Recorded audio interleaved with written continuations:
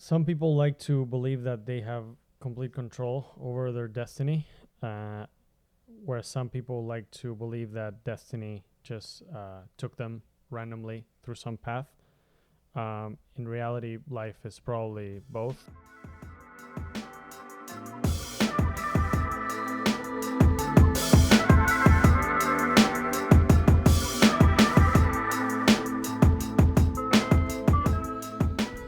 Hello and welcome to Read, Learn, Live, your book club discussion times 10.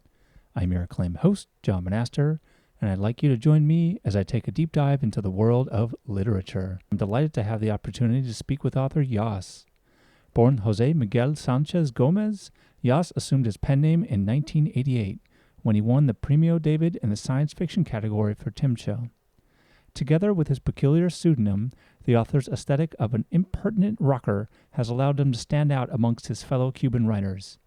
Earning a degree in biology in 1991, he went on to graduate from the first ever course on narrative techniques at the O'Neill Jorge Cardoso Center of Literary Training in the year 1999. Today, YOSS writes both realistic and science fiction works.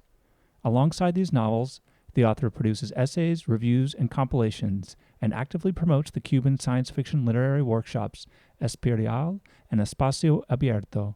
I hope you enjoy our conversation. So welcome to Read, Learn, Live. I am here with the amazing YOSS. I am holding his brilliant book, Super Extra Grande, in my left hand. YOSS, say hello. Hola a todos los radioyentes que nos escuchan en este momento. And we are here also with our interpreter, Martin. Martin, say hello. Hello, everyone. Jos wants you to know that he appreciates you being here, listening to the podcast. Great. Thanks so much. We're so happy to have him. This is really a great book, and I really enjoyed it. It's so much fun.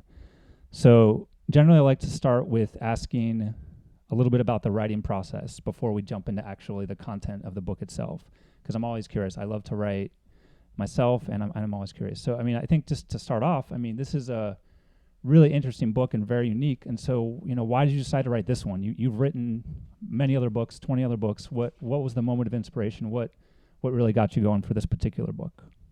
La inspiración de este libro viene directamente de la carrera que estudié. Yo estudié biología. Durante mis años de biología recuerdo siempre un amigo que tenía quizás el récord mundial de romper más preparaciones de microscopio y que él siempre se lamentaba. Es que son muy pequeñas. Estas células son tan pequeñas. Y soñaba, decía, a mí me gustaría un animal tan grande que pudiera separar las células con una pala, que pudiera levantar los órganos con una grúa. A partir de ahí vino la primera versión de Super Extra Grande, que se llamaba XXXL. La escribí en el año 99, cuando ya llevaba 8 años de graduado. Después, esta es la segunda versión que escribí porque la primera se perdió. Y decidí que esta iba a ser la novela que yo presentaría en el año 2010 a un concurso de España en el que yo participaba desde el año 91. O sea, ya llevaba 19 años participando en el concurso. La escribí, la envié y ganó. Después, a los 2 años, la publicamos en Cuba y fue muy popular. A la gente le gustó mucho, le pareció que inauguraba una nueva era dentro de la ciencia ficción cubana. Y también me resultó extremadamente grato que mi editor, Island Estaban, de Restless Book, entre los libros que me pidiera estuviera este, que es un libro especialmente cercano a mi preparación profesional como biólogo. All right. So the main inspiration for this book was Yoss's career in college, which was biology. Part of that was a good friend of his who was always complaining because he kept breaking microscopic the tablets, I guess, where you analyze microorganisms. His friend wished that there were really big animals that he could study, so he would stop breaking things. And that was the first inspiration for the first draft of the book, which was called XXXL. He lost that draft, but that was the basis in his head for a novel that he would write in 2010 for a Spanish book competition. He had been participating for 10 years in that competition, and this was supposed to be his breakout. He won the competition, and 2 years later, the book was published in Cuba. It was popular, it received praise, and it was heralded as a new beginning for Cuban sci-fi. All right. So big success. That's good. So it sounds like you went through a couple parts. You wrote it once, and maybe you lost the draft, and then you wrote it again for this contest. So what was your writing process like? What was it like every day when you were in the middle of writing the book? What did you do? What did you think? Yo soy uno de esos escritores que disfruta el hecho de escribir, no tanto el haber escrito. Me gusta estar enfrascado en la escritura de algo. Cuando estoy escribiendo una novela, soy como una especie de esponja. Todo lo que lea, todas las películas que veo se pueden convertir en referencias para la novela, sin contar con las que ya tenía antes de empezarla. Escribo mucho, reviso mucho. Nunca he padecido de un bloqueo literario, o sea, de sentarme y ahora que escribo. A veces también cuando termino de escribir, de revisar la última versión, me cae un poco de tristeza y digo, caramba, se acabaron las aventuras de estos personajes.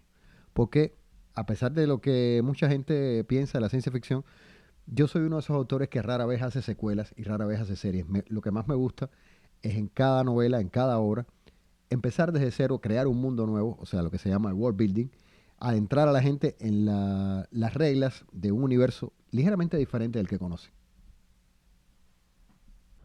Right, so he enjoys the writing process. He likes to write, and he lets that be the part of writing which he enjoys more. And it's actually sad. He's actually sad when he finishes writing a book and when he finishes his last draft, because for him that closes a chapter in the story of those characters. When he's writing, everything that happens around him becomes an influence. He says he's a sponge of everything that's happening around him. So everything that he's reading or watching can be translated into whatever he's writing. He claims never have to suffer a writer's block, and again, part of that is being sad when he ends his writings. He does not do series, as we mentioned, which is common in sci-fi. He enjoys the world-building aspect of sci-fi, so I would risk to say that the first initial moments are the ones that he enjoys the most, and likes to start from scratch and decide what that world is going to be like. Great. So maybe tell me about a time that your writing surprised you. Maybe something that you wrote that a character did, or something that happened that you didn't even realize was going to happen until that very moment. La verdad es que yo siempre aspiro a que esto ocurra en algún momento de la escritura. Los escritores a menudo dicen que lo planifican todo, que no empiezan una historia hasta que no saben cómo va a terminar. Yo a menudo sé cómo va a empezar la historia, cómo va a terminar, pero es bastante frecuente por el camino los personajes hagan lo que de pronto se les ocurre. Yo los voy llevando hacia un final, pero ellos deciden el camino. A menudo, a veces también un personaje que tenía que morir en un capítulo sobrevive hasta otro. Cuando esto ocurre, cuando la novela ha adquirido su propia lógica y me parece que es casi independiente de mí, es que yo digo, ahora estoy escribiendo bien. So he likes to let the writing surprise him, as opposed to other writers who maybe want to have a pretty set plan of everything that's going to happen. He likes to set the beginning and the end points, and then let the characters find their way.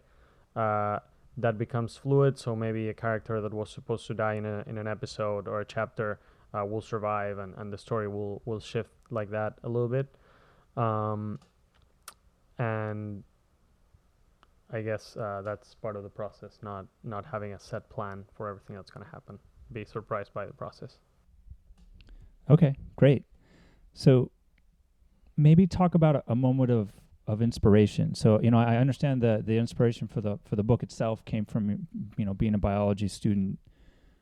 Was there anything while you were writing that really made different parts of the book connect for you, or otherwise just were like a light bulb going off on top of your head, like, oh, that's how this is going to work out, or that's how this is going to end? Bueno, fueron varios.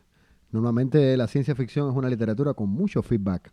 O sea, uno tiene las mejores ideas leyendo novelas o viendo películas de ciencia ficción y uno dice, caramba, esta idea secundaria que este no desarrolló puede ser lo que necesita mi historia. En este caso te puedo hablar de una. Estaba viendo un filme mexicano que se llamaba Slick Dealer, en el cual se habla en Spanglish. Y yo dije de pronto, este es el idioma del futuro. Y muchos de los diálogos que tenía en el libro, escritos en español, les introduje un elemento de inglés. Y cuando mi traductor se enfrentó a esta primera versión, lo reforzó de manera que ahora el Spanglish sí es una parte insoslayable del libro. Creo que con esto la novela ganó muchísimo. One of the examples that he goes into here is that in sci-fi you have what he calls a lot of feedback. There are a lot of undeveloped storylines that can occur from things that you watch or movies that are coming out. So, for example, a movie that he watched, a Mexican movie called Sleep Dealer, was introducing the use of Spanglish in the communication. He thought this is a communication of the future. This looks like it could be a communication of the future. So why not develop that and introduce it? His editors liked it, so they told him to reinforce that.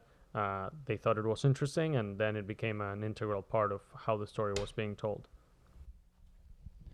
Great. So I think that's a wonderful transition into the sort of main body of questions that I had, because that's something that's very noticeable. And I took Spanish for many years, and so I was reading this and I saw the Spanglish, and I could contextually sometimes understand what was happening and figure things out. Sometimes I stopped to look a word up just to be sure.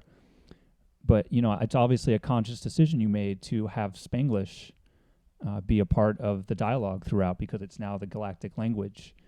And I just wondered, about whether you were worried that your English readers would be put off by that, or worried or might not understand some of the dialogue. Francamente, nunca pensé que la novela fuera traducida al inglés. En español tenía mucha lógica, ya que el protagonista era un hispanohablante nativo, que él hablara en su lengua nativa, y cuando se refiriera a los acontecimientos que ocurrían en el contexto galáctico, todo fuera en Spanglish. Cuando me dijeron que querían traducir esta novela, yo pensé, caramba, será todo lo contrario, será traducir como si el protagonista fuera un angloparlante nativo y para él las palabras en español fueran una sorpresa. Pero creo que esto fue un desafío que resolvió brillantemente a mi traductor. Tan brillantemente que yo pienso que la versión al inglés es mejor que la versión original al español.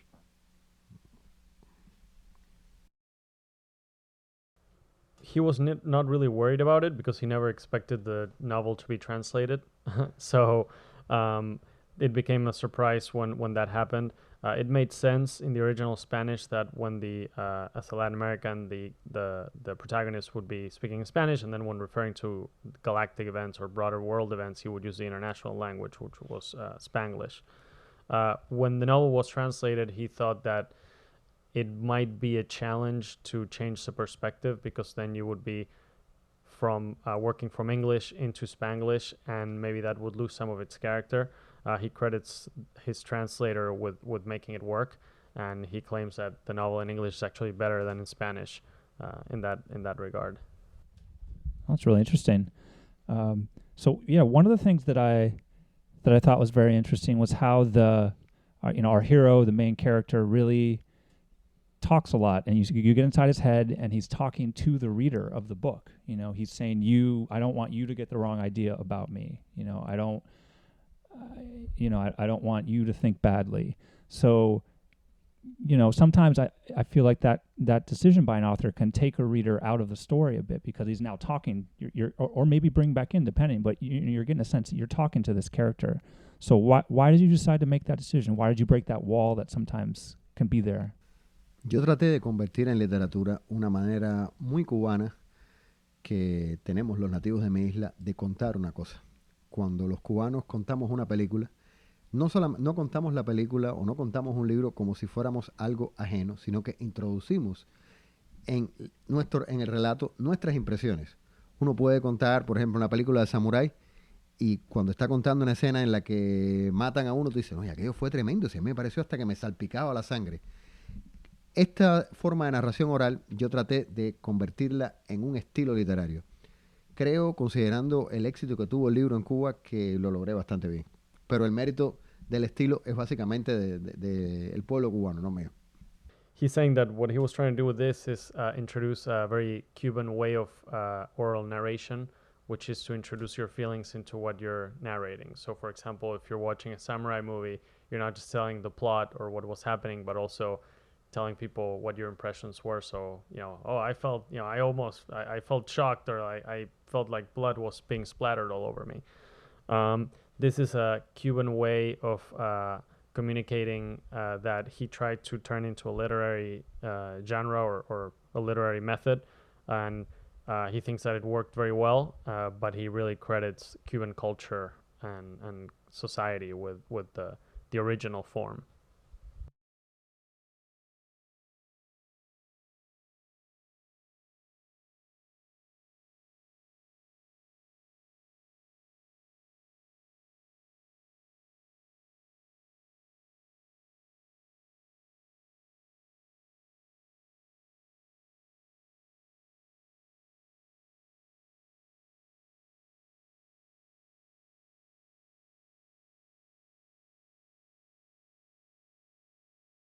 El proceso es tratar de dejar suelta la imaginación, pero sujetándola por la cuerda de la lógica. Uno piensa, ¿dónde puede vivir un animal extremadamente grande? Mira alrededor en la Tierra, dice, los mayores animales viven en el océano, donde el agua les presta sostén a cuerpos increíblemente voluminosos. Ahí surgen los tsunamis.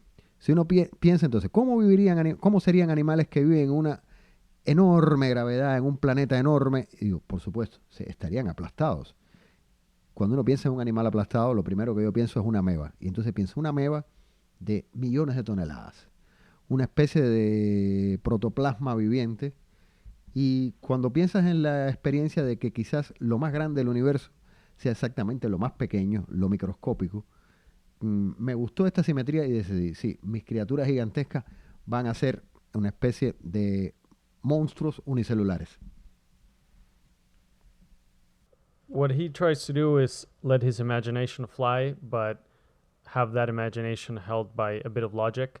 So, for example, in the case of the amoebas, he would start by thinking, where would the biggest animals live through what we observe on Earth? That would be in water, to be able to hold large bodies and keep the matter together. So, what would happen, for example, if you had a planet with really strong gravity?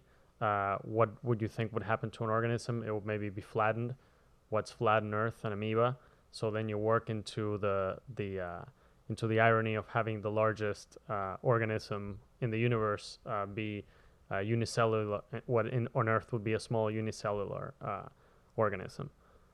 So the book has a bit of history in it, and it talks about how things led to the current galactic situation.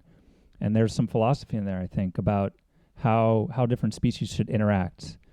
You say peaceful coexistence from a position of strength, and it extols the virtue of collaboration to get there. So I was just curious. I mean, that's obviously on a galactic scale, but we want at some point, hopefully we would unite here. Could something like that work here? I mean, what do you think? Obviamente, si uno mira la historia de los últimos 100 años de nuestro planeta, se dará cuenta que la coexistencia pacífica siempre ha sido desde posiciones de fuerza. Es un lugar común decir que la ciencia ficción no habla del futuro, sino que usa el futuro como un espejo para entender mejor el presente. La delicada política galáctica de la que yo hablo en mi novela no es más que una alegoría de la política internacional en estos momentos. Quizás las potencias no sean tan evidentemente trasladables a China, Rusia y los Estados Unidos, pero no hace falta ser demasiado inteligente para poder leer entre líneas.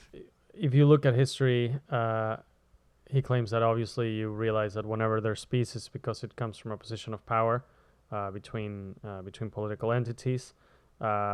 Obviously, sci-fi always tends to be a critique on or an allegorical of whatever is happening in the historical period. His work is not different in this regard, and although maybe it's not a complete allegory, it's not completely translatable to allegorically to the exact states you have in the world right now. It's not too hard to read between the lines and try to understand what he's trying to say or what he's talking about. Were there any other parts of the book that you thought were that you wrote in trying to be sort of allegorical to or similar to a situation we have today? Por supuesto. Quizás en estos momentos, después de muchos años de que el mundo fuera un lugar en el que dos superbloques se enfrentaban, el bloque socialista y el bloque capitalista, estamos asistiendo a un periodo en el que los Estados Unidos fueron hegemónicos, pero están apareciendo fuerzas que lo pueden de algún modo compensar. Ahora no son los Estados Unidos contra Rusia, sino los Estados Unidos contra Rusia, está China. Creo que cuando hay varios pesos pesados en la política internacional, la situación empieza a parecerse mucho a la que yo describo en mi novela. Of course, there are more allegories in the work. For once, after many years of seeing a bipolar world between the Soviet communist or Soviet bloc and the capitalist bloc, we saw the U.S. emerge as the sole superpower, being a little bit of the hegemon, but slowly you're seeing more of a multipolar world with other centers of power like China emerging, and that multipolar world is more similar to the system which he describes in the novel. One of the other things you talk about is in terms of the faster than light travel, which is something that, always science fiction writers, you have to make a decision about, because our science tells us that we can't do it, but it's important to get around the galaxy quickly. So, you mentioned that these 7 civilizations, they've achieved faster than light travel, but haven't really gotten anything else. They're a bit behind the times in other achievements. Do you feel like that's the case about anything we have right now? And, is there anything that you think science-wise we're pretty far behind or we're pretty far ahead? No, en este caso más bien se trata de una referencia a la historia terrestre, a lo que ocurría en el siglo XVI cuando dos mundos aparentemente equivalentes en cuanto a expansión territorial y hegemonía, como era la Europa, la Europa de la España, y el Imperio Inca y el Imperio Azteca, por su cuenta, se enfrentaron. Cuando lo que decidió la lucha a favor de Europa fue el conocimiento de la pólvora y del hierro. Dos pequeños detalles. Cuando uno mira la historia dice, ¿cómo es posible que tan pocos hombres, incluso con armas, pudieran conquistar un imperio de millones de guerreros? Quizás a veces las pequeñas diferencias tecnológicas tienen un peso extraordinario. Yo traté de que mi mundo del futuro fuera un ejemplo de lo contrario. O sea, hay diferencias tecnológicas, pero todos son equivalentes en lo mismo. Imagina cómo hubiera sido si las carabelas de Colón se hubieran encontrado en medio del Atlántico con la flota de los aztecas que intentaba descubrir Europa. So this was a reference to 16th century Earth history. You had 2 worlds that may have seemed equivalent in some senses. You had the European world with the Spaniards and the American continent with its own empires. But once they clashed, you saw that the Spaniards decimated these huge empires with maybe small technological differences through gunpowder and steel. How could this happen? When you look at those societies, it's not immediately obvious that the Spaniards with very small numbers would have beaten huge armies of soldiers of the American empires. So these small imbalances in technologies he was trying to keep away from the novel. He wanted there to be a balance of power between the civilizations in the novel. So our hero comes to the conclusion that arguing and insulting is the only way his parents really have been able to communicate their admiration and affection for one another. And I think a lot of us can relate to that. Parents fight a lot, and it's really interesting to me that just pervades us all over the world. It's very whatever culture you might be. Why do you think that's so universal? I mean, and why did you decide to mention that? Supongo que los cubanos estamos demasiado acostumbrados a ver familias que funcionan así. Uno dice, ¿qué es lo que los mantiene juntos si se odian? Es que se puede decir que en realidad aman odiarse. So maybe Cubans are too used to seeing these kinds of relationships in their daily lives. They look at people who seem to hate each other, and they wonder what it is that keeps them together. And he claims that maybe it's that they love to hate each other. So I really enjoyed getting inside Sangin's head, basically, because I think he is a philosopher. He's got very strong opinions, and he's got a lot to say that really makes people think about where they are and why they did certain things, and just like about arguing and insulting each other. Sangin also talks about his life path and thinks about how he became this veterinarian to the giants. That's the whole super extra grande. He deals with the biggest of the big. And he talks about how it wasn't sort of carefully planned, but it also wasn't spur of the moment. He's this sort of giant guy, and he had these problems breaking things, and so this, he had to deal with giant people. And, I think that happens to a lot of people, where you're kind of born with some talents, and you're not maybe sure what to do with yourself, but those people recognize those talents, and they push you in a certain direction, and you end up doing that. But maybe it wasn't even conscious sometimes. I mean, why do you think that is? I mean, do you think we really enjoy kind of letting ourselves go and just be taken away by what everyone else thinks we're good at, or is that even good or bad? I don't know. Creo que a los seres humanos les gusta creerse que tienen control sobre su propio destino. Y hay otros que tienen miedo de asumir la responsabilidad de su destino. Pero en realidad ambas cosas coexisten en todos. El que te diga que no toma ninguna decisión sobre sus actos, que deja que la vida lo arrastre, es un monstruo. El que te diga que todo lo que ha ocurrido en su vida ha sido resultado de su esfuerzo, que no ha tenido nada que ver la casualidad, también es un monstruo. Creo que entre ambos extremos, dando tumbos, se mueve la humanidad. Tratando de hacer lo que desea, pero acaba generalmente haciendo una mezcla de lo que desea y de lo que le imponen las circunstancias. ¿Para bien o para mal? Some people like to believe that they have complete control over their destiny, whereas some people like to believe that destiny just took them randomly through some path. In reality, life is probably both. Some people are afraid to admit that that there's a random element, or that they take responsibility of their own decisions. If somebody really, life being a combination of both, if somebody claims that life just took them randomly to where they are, he says that they're a monster. And if somebody claims that everything they did or whatever they are is the product of their own volition, they're also kind of a monster, because life is recognizing that it's a little bit of both. So do you feel like that's the case for you then? I mean, you've had an interesting life, and you've found yourself a writer, and you also play music, and I'm sure do many other things. And so do you feel like you found that combination where you were talented and ended up doing some things that you might not have thought of because you had talents, but you also picked some things and chose them on purpose because you wanted to? Mucha gente dice que yo he tenido mucha suerte porque he sido lo que más quería, que me he convertido en escritor, que es lo que yo quería hacer, creo que desde que tenía 15 años. Pero la verdad es que yo antes de los 15 años quería ser cosmonauta, quería ser arqueólogo, quería ser oceanólogo, y digamos que ser escritor se convirtió en una manera de poder vivir todas esas aventuras, aunque fuera a través de la pluma. Así que no he obtenido todo lo que quería, y digamos que ser escritor ha sido el mejor de los premios de consolación posible.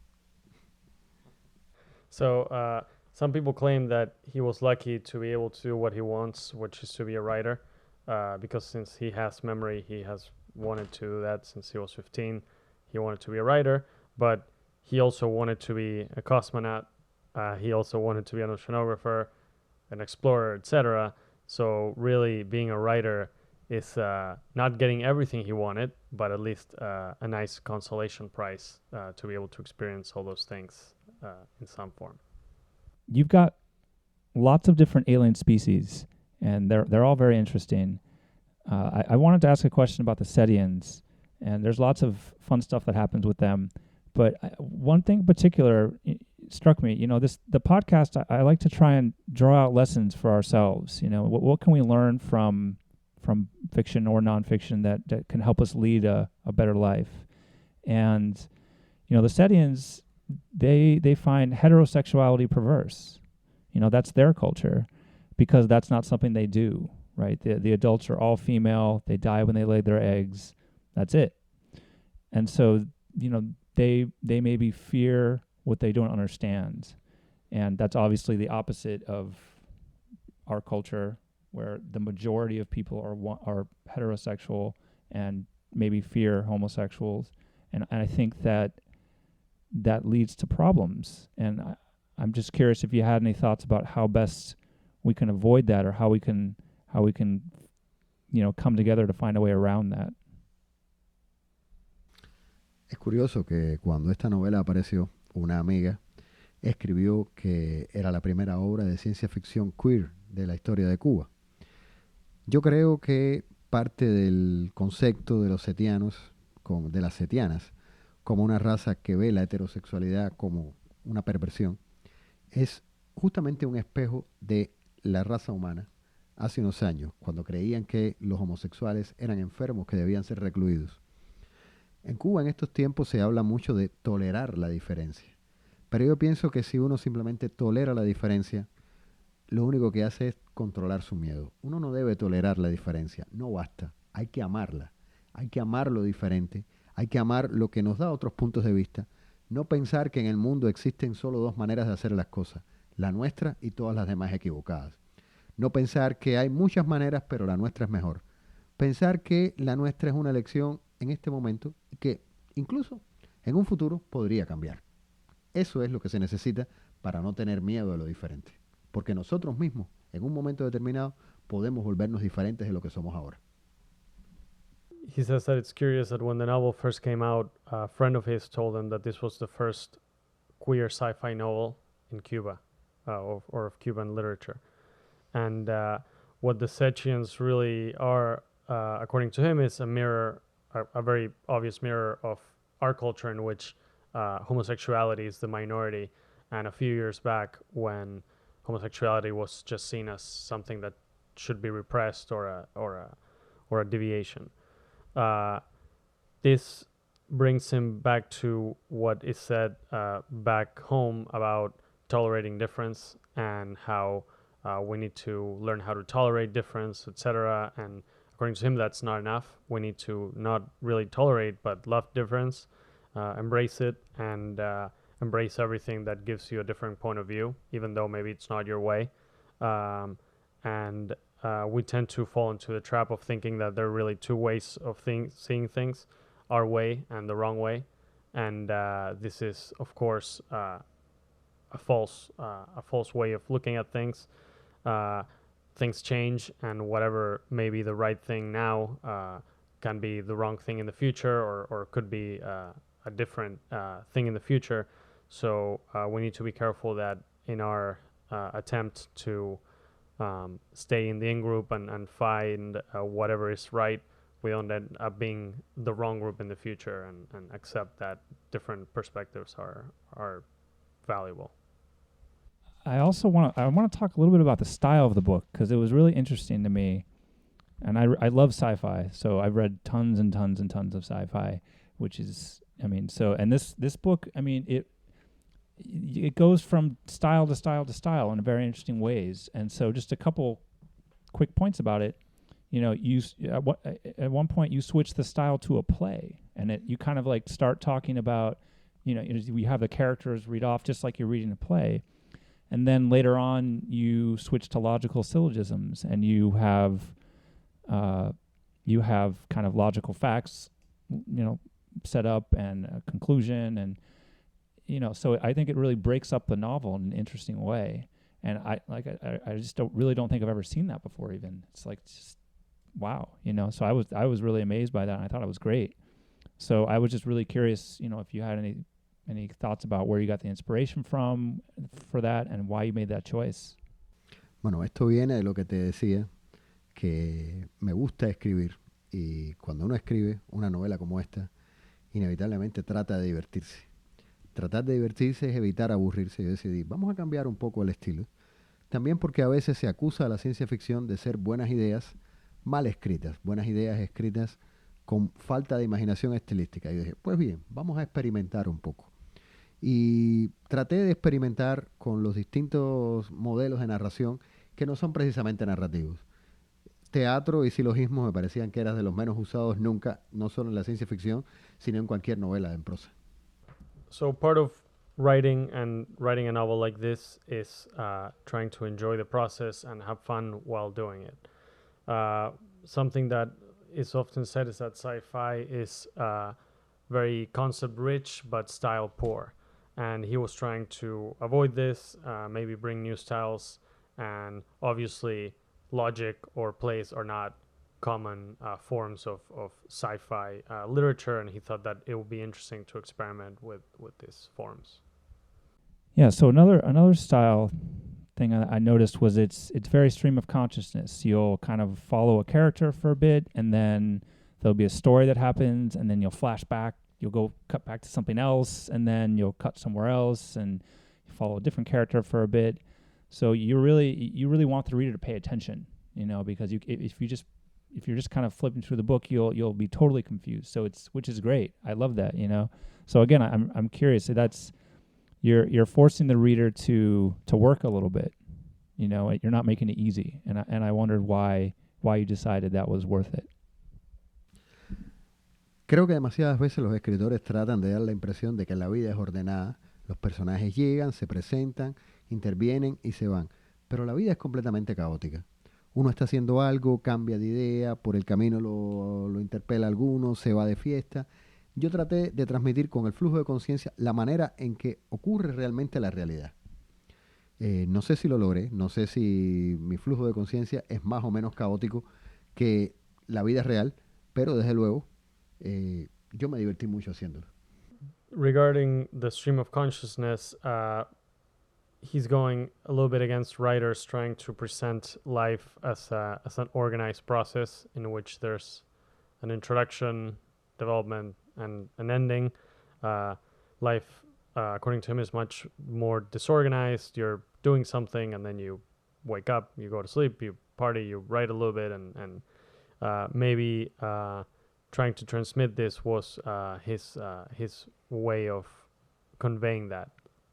And hopefully he achieved it, and I guess you will be the judge of that. We already talked about some other lessons, but I also liked the end of the book, and you really had some wise words in there, and I really enjoyed getting along and living in harmony takes more than tolerating difference. You have to go a little bit farther. You have to enjoy the diversity. Maybe talk about how somebody enjoys diversity. Puedes disfrutar la diversidad cuando no tienes miedo de ser distinto a tú mismo. Ese es el único y muy sencillo secreto. So you can enjoy diversity when you're not afraid of being different yourself or changing yourself. Right? Was there anything else in terms of a lesson or a takeaway or something you really hoped people got out of the book that we haven't really talked about so far? Sí, y está directamente conectado con esto que dije anteriormente. Puedes convertir tus defectos, puedes convertir tus carencias en tus principales fuerzas. Lo más importante es no te niegues a ti mismo. Acéptate como eres y descubrirás que quizás mucha más gente de la que tú crees te acepta también e incluso te disfruta. So, another lesson that he wants you to draw from the novel is that you can turn your defects or your perceived defects into your strengths or your qualities. One way to do this is not to deny yourself, accept yourself, and that will probably help you discover that. Yeah, so I'm assuming you're talking about Sangan and how he, he's this gigantic 8 foot tall person, and he was very strange to everyone, and he was acting in movies essentially, and didn't really know what to do until he sort of found his calling, and embraced that he was this big guy, and I think that's a great point, and that's something that we should all work towards. So, having wrapped up those questions, I want to move to the fun thunder round. I'm just going to ask you a couple quick fun questions. Answer them however you want, and then we'll wrap it up. Sound good? Okay, ready. Mm-hmm. Let's go. So, what's your favorite food and or drink? Mi comida favorita, el sushi. Mi bebida favorita, la malta. Sushi and malt. Sushi and malt. Done. What's your favorite place? What's your favorite place you've ever been? El Coliseo de Roma. The Roman Colosseum. The Roman Colosseum is amazing. I have been there. Place is nuts. So this one I really like. I learned this question a long time ago when I was doing helping someone with research, and it's the magic wand question. And so if you could wave a magic wand and change anything, any one thing, what would it be and why? Esto lo he pensado muchas veces. Haría que se rompiera el efecto de la Torre de Babel. Haría que todos los seres humanos pudieran entenderse unos a otros, que todo el mundo pudiera hablar todos los idiomas y no hubiera manera de que alguien inventara un idioma en el que otros no lo entendieran. It's a good one. So he's actually thought about this a lot, apparently. And he says that what he would do is that he would reverse the Tower of Babel effect. Tower of Babylon, sorry. He would reverse the Tower of Babylon effect and reverse everyone to a primal language or an original language or a single language, and no one would be able to invent new languages that other people could not understand. Yeah, that's really interesting. So we would all be able to talk to each other and understand each other. And that's funny, being a science fiction writer, you would think that, because I actually think we're headed towards that in terms of our science abilities, right? I mean, I think, Star Trek's Universal Translator that they use, and we've got Google Translate now that's, I think there's a function even that lets you do live translation back and forth, and it works okay, but you can speak one language and then it'll speak out back to someone else. So I think we're headed that way, where hopefully the language barrier will drop, because I agree, it definitely is a barrier, and it's really interesting to think how the world would have been if there was only one language the whole time. Would countless wars have been averted, maybe, that that only happened because people couldn't communicate? And then there's that new movie, right, that just came out, Arrival, I think it's called. It's about it's a science fiction short story that's about communicating with a new alien species that I'm excited to see. Cool. Well, that's a great answer. It's my favorite answer so far. So that's it. So we're going to wrap it up. And I just really want to thank YOSS for taking the time to be here and talk about his amazing book, Super Extra Grande. I highly, highly recommend it. It's a lot of fun. You'll enjoy following Sangan around on his adventures all throughout the galaxy. So I want to thank you. I want to say thank you to YOSS. I want to say thank you to our wonderful interpreter, Martine. And thanks again for listening, everyone. Talk to you soon. Thanks so much for listening to this episode of Read, Learn, Live. If you liked it, tell a friend and subscribe on iTunes and Google Play. If you hated it, tell a friend and subscribe on iTunes and Google Play. And so it goes.